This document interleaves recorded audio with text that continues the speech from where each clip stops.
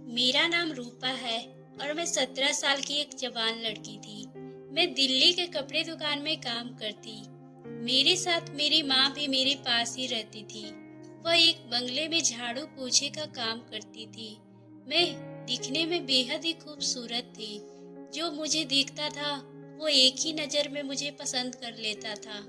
मैं जिस दुकान में काम करती उस दुकान का मालिक भी बहुत ही अच्छे आदमी थे। मैं हमेशा ही उनके घर जाया करती थी और मालकिन भी मुझे अपनी बेटी की तरह ही मानती थी। मेरे साथ दुकान पर एक लड़का और भी काम करता था। हम दोनों बड़ी मेहनत से हर कस्टमर को देखते थे, पर मैंने शुरू से ही नोटिस किया था कि वहाँ मेरे आने से कस्टमर ज्यादा आने लगे थे। एक दिन दुकान पर मुकेश मुझसे कहने लगा, तुम तो इतना सुंदर हो, तुम्हें तो कोई भी अच्छा काम मिल जाएगा। मैं उसकी बात सुनकर बोली, मैं एक गरीब घर की लड़की हूँ और मेरी माँ भी झाड़ू पोछे का काम करती है। भला मुझे कोई अच्छा नौकरी क्यों देगा, और मैं ज्यादा पढ़ी लिखी भी तो नहीं हूँ। वह मेरी बात सुनकर कहने लगा, मैं एक ऐसा काम जानता हूँ जहाँ तुम्हें अच्छे तनख्वाह मिल सकती है। तभी उस समय दुकान का मालिक भी आ गए थे, इसलिए हमारी ज्यादा बात भी नहीं हो पाई और अपने अपने कामों में हम लग गए। इसी तरह एक दिन अपने घर के रास्ते में थी, वह मेरे पीछे पीछे आने लगा। मैं उससे देखकर बोली, कोई काम है क्या? वह बोला, हाँ, बगल में ही दुकान में कुछ काम था। फिर हम दोनों साथ चलने लगे। तभी लोग मुझे घूर रहे थे। मुकेश भी कहने लगा, रूपा, तुम्हारी जगह तो किसी बड़े घर में थी। ये सुनकर मैं हंसने लगी और कहा, मुकेश, मेरे पास जो भी है मैं उसी में ही खुश हूँ। मेरे पास मेरी माँ है और हम दोनों अपनी दुनिया में खुश हैं। मुकेश ने कहा, मैं मानता हूँ कि तुम अपनी माँ के साथ खुश हो, लेकिन पूरी जिंदगी इस गरीबी से कैसे बिता सकती हो? तुम तो खूबसूरत के साथ साथ अब जवान भी हो रही हो। लोग तुम पे कई तरह के नजर डालेंगे। कब तक अपने आप को बचाओगी? लोगों से मेरी बात मानो तो तुम मेरे साथ चलो। मैं तुम्हें एक ऐसी जगह काम लगवा दूंगा जहाँ तुम्हें तनख्वाह के साथ साथ सुरक्षा भी मिलेगी। वह तुम रानियों की तरह वहाँ रहोगी। मुकेश की बातें सुनकर मुझे यकीन ही नहीं हो रहा था कि कोई नौकरी ऐसा होगा जहाँ तनख्वाह के साथ साथ सुरक्षा भी मिलेगी। मैंने कहा, ठीक है, मैं माँ से इस बारे में बात करके तुम्हें बताती हूँ। और वहाँ अगली मोड़ से दूसरे गली में वो चला गया। मैं भी अपने घर चली आई। जब मैं कमरे में गई तो माँ बेड पर ही लेटी हुई थी। मैंने माँ से कहा, क्या हुआ है माँ? मेरी माँ थोड़ी बीमार लग रही थी। मैं उन्हें देखकर परेशान होने लगी और कहा, अब से आप दूसरों के घर में काम नहीं करोगी। अब आपको आराम करने की जरूरत है, क्योंकि पापा के जाने के बाद माँ ने ही मुझे पाल पोस कर इतना बड़ा किया था, और अब मैं जब बड़ी हो गई तो यह मेरी जिम्मेदारी थी कि मैं अपनी माँ की सारी ख्वाहिश पूरी करूं और साथ साथ उनकी जिंदगी को आराम दूं। मैं माँ से बोली, अब बस भी करो, आपकी बेटी बड़ी हो गई है, अब यह सारी जिम्मेदारी ले सकती है, इसलिए आज से आप दूसरों के घर में काम नहीं करने जाओगी। मेरी माँ सुनकर बोली, ठीक है, मैं तुम्हारी बात मान ली। मैं कल ही से कहीं नहीं जाऊंगी और आराम करूंगी। ये सुनकर मैं खुश हो गई और अपने मन में ठान लिया था कि अब तो मुझे कोई बड़ी नौकरी करनी है जहाँ मुझे अच्छे तनख्वाह मिल सके। मैंने मुकेश को फोन किया और बोली, जिस काम के बारे में तुम बोल रहे थे उसके लिए मैं तैयार हूँ। वो बोला, ठीक है, पर अभी बातें सभी को बोलना ठीक नहीं है। पहले तुम उस काम के लिए सिलेक्ट हो जाओ, उसके बाद अपनी माँ को बता देना। मैं भी कहा, ठीक है, मैं तुम्हारे साथ जाने के लिए तैयार हूँ। अगली सुबह जब मैं घर के सभी काम जल्दी जल्दी करके अपनी माँ को दवाई भी दे दी और माँ से कहा, मैं काम के लिए जा रही हूँ। जब मैं घर से अपने काम के लिए जा रही थी उस समय मेरे मन में थोड़ी घबराहट सी थी। ना जाने क्यों मुझे माँ को छोड़कर जाने का मन ही नहीं कर रहा था, पर मैं मजबूर थी। मैं अपने घर से दूर एक गली में मुकेश को बुलाई थी। मुकेश वहां पर एक बाइक लेकर आया था। मैं भी उसकी बाइक पर बैठकर उसके साथ चली गई, पर मुझे एक अनजाने घर के पास ले जाकर अपनी बाइक रोक दिया था। मैं जब उतरी तो उसने कहा, चलो अंदर, मेरा कुछ जरूरी फोन है, मैं उससे बात करके आता हूँ।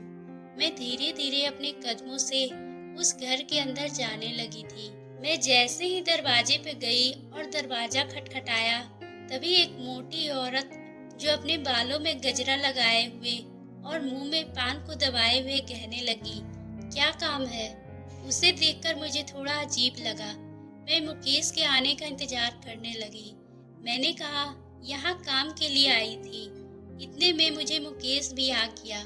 वो बोला, मौसी, इसे काम के लिए लाया था, अगर आप बोले तो क्या काम कर सकती है? वह औरत मुझे अजीब नजरों से देख रही थी। सर से पैर तक वो ऐसे देख रही थी जैसे कोई लड़की को देखी ही ना हो। मैंने अपने दुपट्टे को ठीक करते हुए हिचकिचाने लगी। तभी मौसी बोली, अरे तुम तो दिखने में बहुत खूबसूरत हो, कोई लड़का का चक्कर तो नहीं? मैंने कहा, नहीं मौसी, मैं तो लड़कों से दूर रहती हूँ।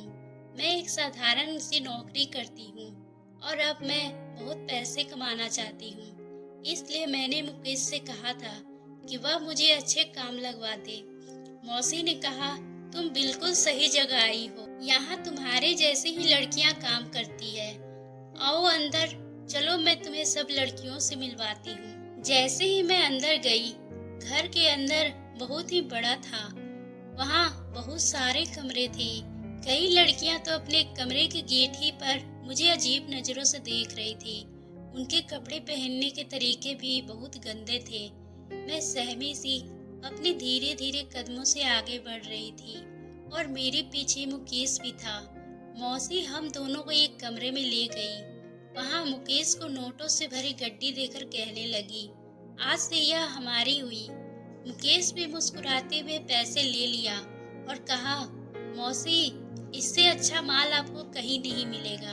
आप हमेशा मुझे याद रखोगे कि मैं एक ऐसी लड़की लेकर आया था जो आपके काम को 4 गुना बढ़ा देगी। उन दोनों की बातें सुनकर मैं दंग रह गई थी। ये किस माल के बारे में बातें कर रहे थे? क्या मैं कोई सामान थी? मुझे समझ आ गया था ये एक कोठा है जहाँ लड़कियों के साथ शारीरिक और मानसिक शोषण किया जाता है। मैं मुकेश से कहा, मुझे यहाँ काम नहीं करना, मुझे यहाँ घुटन से हो रही है, मैं अपने घर जाना चाहती हूँ। वह मेरा हाथ पकड़कर एक दूसरे कमरे में ले जाकर मुझे बाहर से ही बंद कर दिया। मैं चीखती चिल्लाती दरवाजे को खटखटा रही थी, पर किसी ने दरवाजा नहीं खोला। मैं यूं ही रोते रोते कब मेरी आंख लग गई मुझे पता ही नहीं चला। जब अगली सुबह दरवाजा खुला तो मैंने एक आदमी को एक थाली में मेरे लिए खाना लेकर आया था। मैंने उससे कहा, मुझे खाना नहीं खाना, मैं अपने घर जाना चाहती हूँ। उसने कहा, अब यही तुम्हारा घर है और यहाँ से तुम कहीं नहीं जा सकती। तुम्हारी पूरी कीमत दिया गया है, अब तुम हमारी कैद में हो, अब तुम यहाँ से नहीं भाग सकती। ये सुनकर मैंने उसके पैर पकड़कर घर जाने की विनती करने लगी, पर वो नहीं माना और उस कमरे से चला गया। मैंने गुस्से में उस खाने को फेंकती हुई चिल्ला चिल्ला कर मदद मांगने लगी, कोई मुझे इस कमरे से निकालो, मैं यहाँ नहीं रहना चाहती, मैं घर जाना चाहती हूँ। पर किसी ने भी मेरी आवाज नहीं सुनी। तभी कुछ समय बाद मौसी आई और मुझे अजीब से कपड़े देकर कहने लगी, अब से यही तुम्हारा जिंदगी है, तुम इस कपड़े को पहनकर जल्दी से तैयार हो जाओ, कस्टमर तुम्हारा इंतजार कर रहे हैं। ये सुनकर मैंने मौसी को धक्का देते हुए अपने दरवाजे को अंदर से ही बंद कर लिया था और कमरे में ही रोने लगी। वह भी गुस्से से कहने लगी, देखती हूँ कब तक खाए पिए बिना जिंदा रहती हो, एक दिन तो तुम्हें ये काम करना ही पड़ेगा। ये कहकर उसे कमरे के पास से चली गई। मैं रोती हुई बस अपनी माँ को याद कर रही थी, क्योंकि मेरी माँ की तबीयत भी खराब थी और वह मुझे मेरे घर आने का इंतजार कर रही होगी। मैं कुछ ही दिनों यूं ही बिना खाए पिए उस कमरे में बंद रही। एक दिन एक लड़की मेरे सामने आई। वह रोते हुए मुझसे कही, बहन देखो, इस तरह खाना पीना त्याग कर तुम कब तक अपनी जिद पे रहोगी? अगर इस कोठरी से आजाद होना है तो तुम्हें अंदर से मजबूत रहना पड़ेगा। तुम्हें जब भी मेरी जरूरत होगी मैं तुम्हारे साथ रहूंगी। ये कहकर उसने अपने हाथ से मुझे खाना खिलाने लगी। मैं भी रोते हुए उस खाने के निवाले को खा रही थी और एक उम्मीद सी किरण नजर आ रही थी, क्योंकि मुझे अपने माँ के पास जाना था। मैंने उस लड़की से नाम पूछा तो उसने अपना नाम रीमा बताया। उसे भी इस दलदल में किसी ने धोखे से बेच दिया था। कुछ दिनों यूं ही छुप छुप कर वो मेरे लिए खाना लाती रही, पर एक दिन अचानक दो लोग मेरे कमरे में आ गए जबरदस्ती। मेरे कमरे में आकर दरवाजे को अंदर से बंद कर लिया और मेरे साथ जबरदस्ती किया गया। मैं लाचारी से उन लोगों की शिकार बन चुकी थी। मेरी इज्जत तार तार हो चुकी थी। मैं यूं ही कमरे में बेजान सी लेटी रही।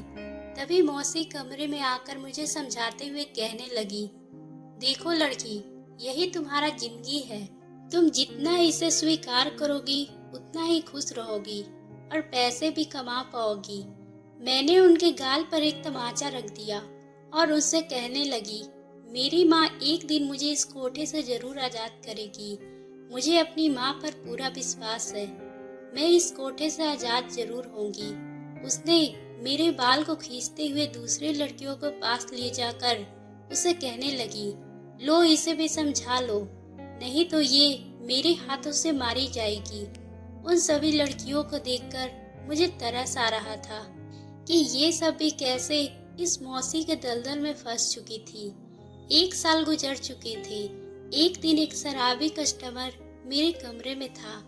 मैंने उसके फोन से अपनी माँ को फोन लगा दिया। मेरी माँ ने मेरा आवाज सुनकर मुझे पहचान गई और रोने लगी।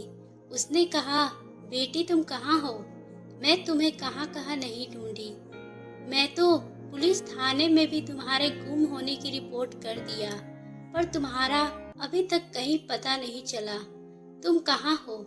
मैंने माँ को रोते हुए कहा, मुझे मुकेश ने कोठे पर कुछ पैसे की खातिर ले जाकर बेच दिया है। मुझे इस कोठे से आजाद कर दो।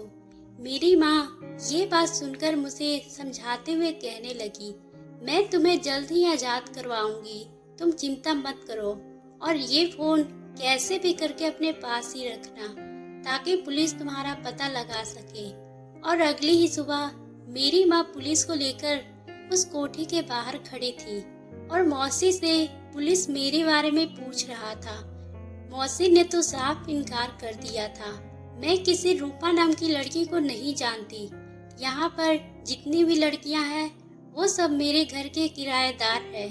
यहाँ कोई गलत काम नहीं होता। अगर आपको शक है तो आप किसी से भी पूछ ले। मेरी माँ पुलिस के साथ साथ कमरे की तलाशी लेने लगी थी। मैं कमरे में ही बंद थी और मेरा दरवाजा बाहर से बंद था। मैं अंदर ही अंदर रो रही थी। तभी मेरी माँ को महसूस हुआ कि मैं इस कमरे में ही हूँ और उसने पुलिस को कहकर इस दरवाजे को जबरदस्ती खुलवा दिया। दरवाजा खोलते ही मेरी माँ की नजर मुझ पे पड़ी। मैं उनके गले से लिपटकर रोने लगी। उन्होंने मुझे पुलिस के सहारे उस दलदल से बचा लिया था और मैंने बयान दिया कि मुझे मुकेश ने इस दलदल में लाकर बेच दिया था। पुलिस मुकेश और मौसी को गिरफ्तार कर जेल भेज दिया गया और उन्हें कई सालों की सजा सुनाई गई।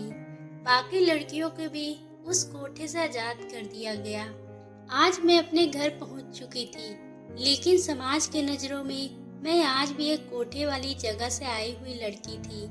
मेरी माँ ने इन सब की परवाह ना करते हुए हम सब अपने गांव चले गए और अपनी जिंदगी नए तरीके से जीने लगे।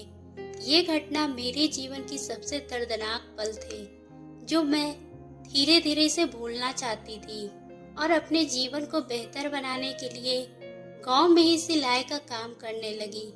दोस्तों, अगर आपको ये कहानी पसंद आई हो तो आप हमारे चैनल को सब्सक्राइब करना ना भूलें और बेल आइकन को भी प्रेस कर लें ताकि हम आपके लिए इसी तरह की दिलचस्प कहानी लाते रहें।